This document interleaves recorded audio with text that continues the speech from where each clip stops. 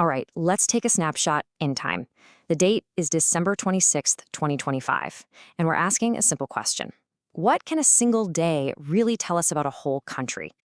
Yeah, it's a really interesting thought, right? Because when you look at everything happening all at once, the big headlines, the quiet ceremonies, even the hidden crises, you start to see this incredibly complex picture.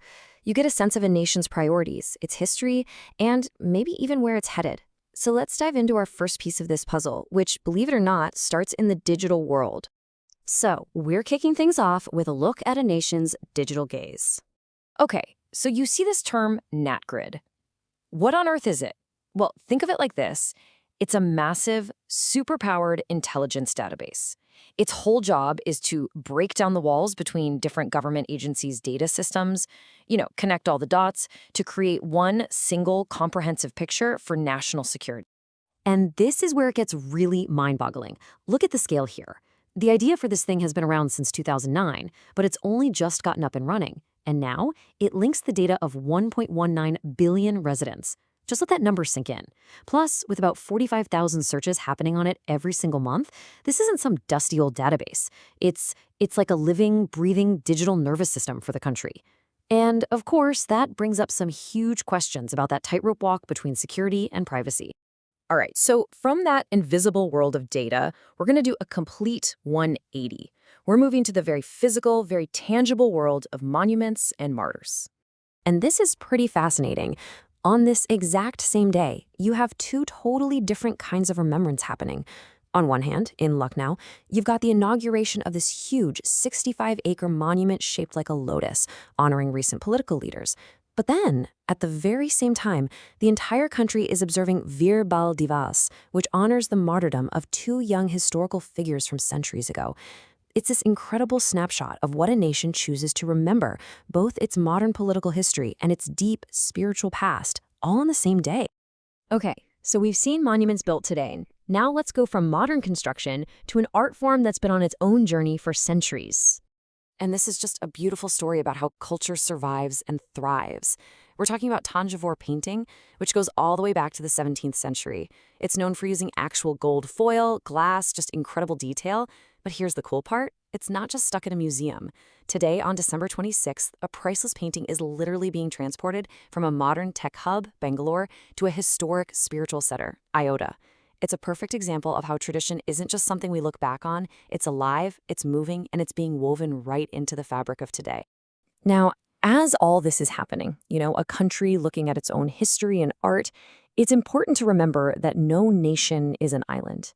And on this very same day, a huge story is breaking on the world stage, something that could totally reboot the global conversation on energy. And here it is, plain and simple. Japan has just given the green light to restart the Kashiwazaki Kariwa power plant. And just so we're clear, this is the largest nuclear power plant on the entire planet. But to really get why this is such a massive deal, you have to rewind the clock. This plant was shut down right after the Fukushima disaster back in 2011. So for them to restart it now, almost 15 years later, well, it's a huge strategic U-turn. We're talking about firing up 7 reactors. This isn't just flipping a switch, it's a signal to the whole world. And that's exactly what people are calling it, a strategic return to nuclear energy. This is about way more than just generating electricity for Japan. It's a major move from one of the world's biggest economies, and it's going to have ripple effects everywhere. On climate change goals, on who depends on who for energy, the whole shebang. Okay, for our final piece of this one-day snapshot, we have to shift gears to something much more somber. We're going from a story of technological rebirth on a global scale to a preventable tragedy that's happening right at home. Just take a look at this. It's heartbreaking. 40% of all rabies cases in the country affect children under 15. 40%. It's the most vulnerable people in society who are bearing the brunt of this. And this is the cost. 20,000. That's how many people die from rabies every single year. 20,000 lives, 20,000 families, all from a disease we know how to prevent. But this is probably the most terrifying number of all. 100%. Because once the symptoms of rabies show up, it is 100% fatal. There's no coming back. There's no cure, it's a death sentence. So let's just break down the core of this crisis. The main way it spreads is through dogs. The tragedy is that once you have symptoms, it's always fatal. And the deep inequality of it all is that almost half of the victims are children. It's a perfect storm of a preventable disease and systemic challenges that just haven't been solved yet. So there you have it. That's our snapshot of a single day.